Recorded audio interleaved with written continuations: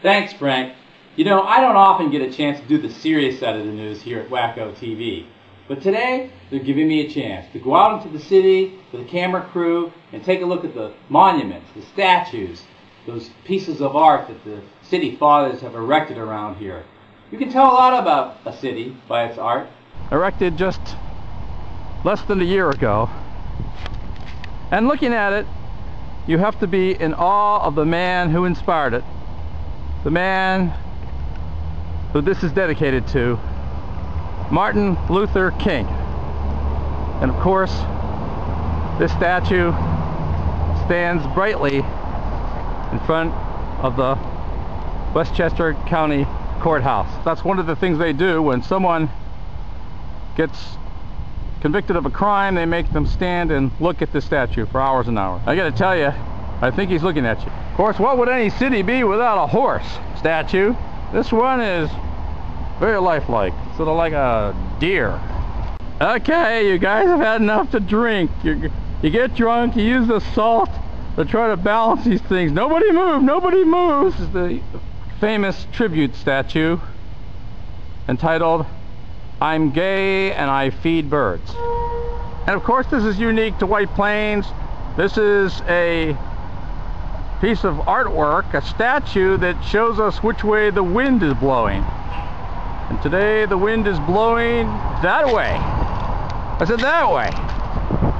A statue of two people hugging. They've been hugging for years and years and years in the same position. And of course, he left his suitcase on the ground. So what would a city be without a monument to metal stacked up in a weird shape in front of the new skyline that's going up here in White Plains? And here's a statue that looks like a bee, kind of like a bee's butt. But as you come around the front, you can see this incredible artistic work here in front of the library. Looks like a flower. Or if I was being a little bit more Freudian, I'd say it looks like a vagina. Of course, this is one of my favorites. This is the lady in the park. And you just gotta love the whole concept here, the whole idea. Let's see, this was presented to the city of White Plains by Jenny Craig. And these statues in White Plains are of unique interest. In most cities they're red, but here in White Plains they're yellow and green. A man who sits on the steps doing his work with his briefcase open. This is a bystander. What do you think of this, sir? I don't know. Where are you from? You don't sound like you're an American. No, I'm from Belgium. They're from Belgium. Do they have men who sit on steps in Belgium like this? No, not like that. Except one, but he's peeing the whole day long. Yes, yeah, very good.